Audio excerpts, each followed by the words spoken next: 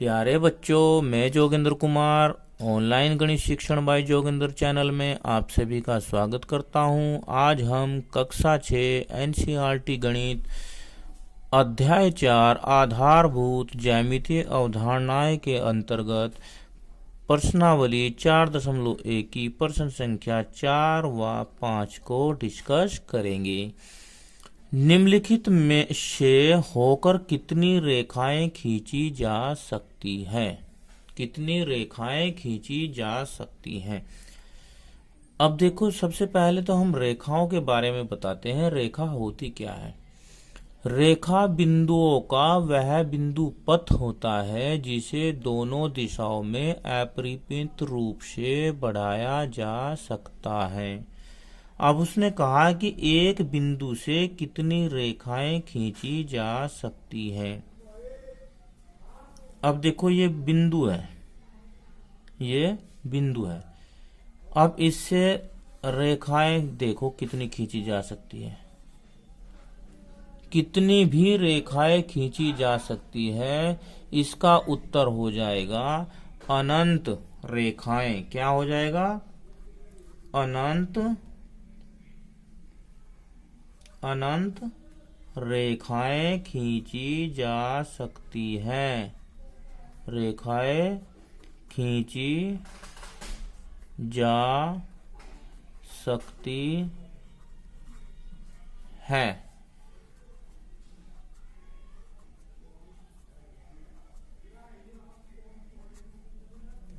अब नेक्स्ट है इसका दो बिंदुओं से। कितने से?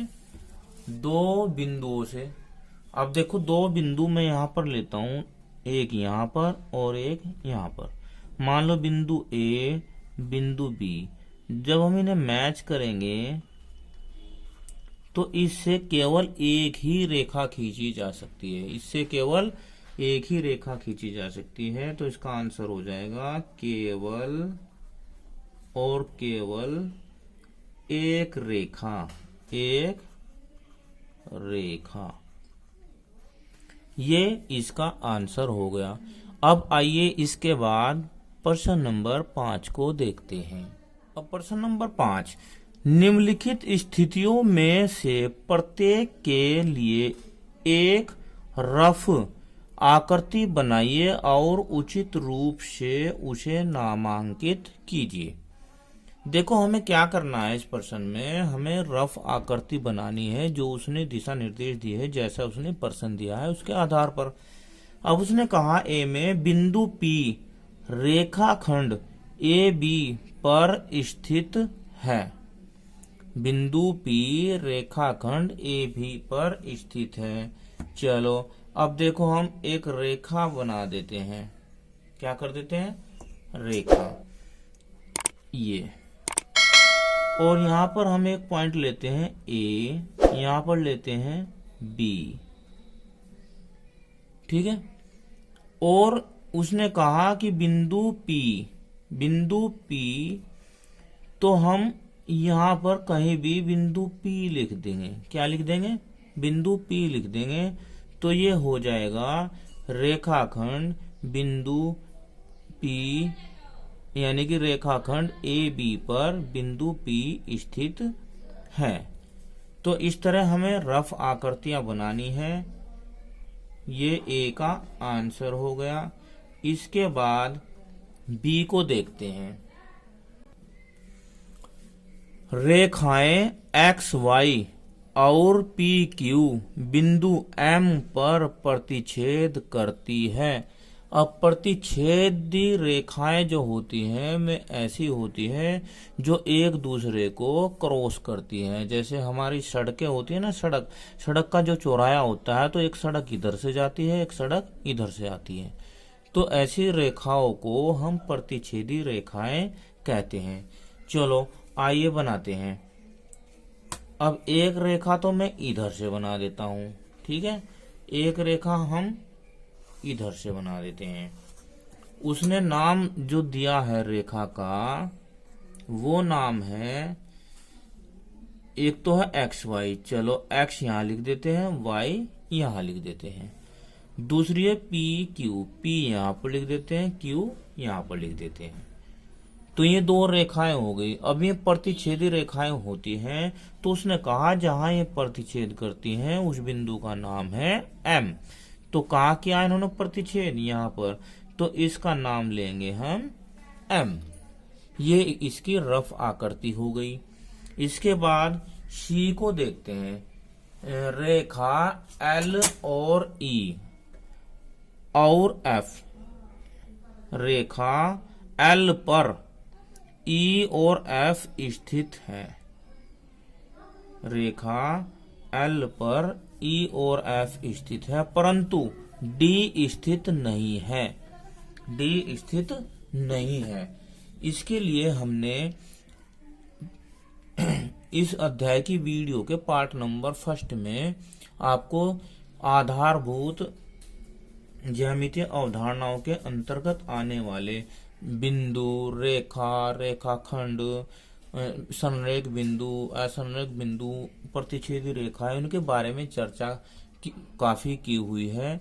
यदि आपने वह वीडियो नहीं देखी तो उसे भी जरूर देख लेना। अब आइए इसकी रफ आकृति खींचते हैं। एक रेखा है एल, कौन सी है एल, तो सबसे पहले हम एल रेखा बनाते हैं। ये लीजिए, रेखा को हमेशा दोनों साइड में तीर लगाकर बनाते हैं। यह कौन सी रेखा है एल, एल है। इस पर दो बिंदु हैं ई और एफ, तो यहां पर मैं एफ लिख लेता हूं और यहां पर लिख देता हूं ई। देखो ई और एफ मैंने इस रेखा पर प्रदर्शित कर दिए हैं। अब दूसरी कंडीशन उसने दी है कि परंतु डी स्थित नहीं है, तो डी इसमें रेखा पर ना दिखाकर मैं यहाँ पर डी दिखा सकता हूं। मैं डी नीचे भी दिखा सकता था, कहीं पर भी दिखा सकते हैं, पर इस रेखा पर नहीं दिखाएंगे।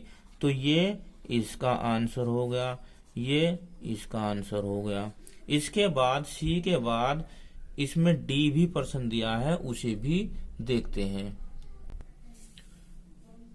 रेखा ओ पी और रेखा ओ क्यू, मैं रेखा क्यों बोल रहा हूं, क्योंकि इनके ऊपर रेखा का चिन्ह लगा हुआ है, बिंदु ओ पर मिलती है।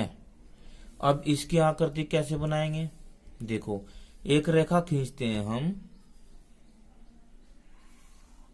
ओ पी, कौन सी ओ पी, और दूसरी है ओ क्यू। अब देखो ओ यहां से शुरू है, तो दूसरी ओ क्यू वो किधर को होगी, वह ऐसे होगी, ऐसे हो सकती है, कोई भी किधर को भी हो सकती है, पर हम इसे इधर को लेते हैं ओ क्यू।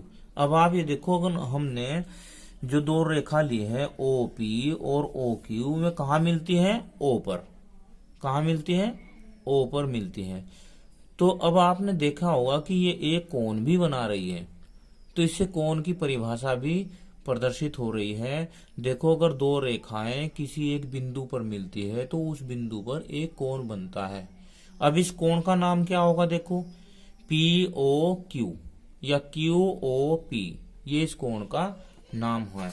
तो ये इसका आंसर हो गया। आशा करता हूं यह वीडियो आपको पसंद आई होगी।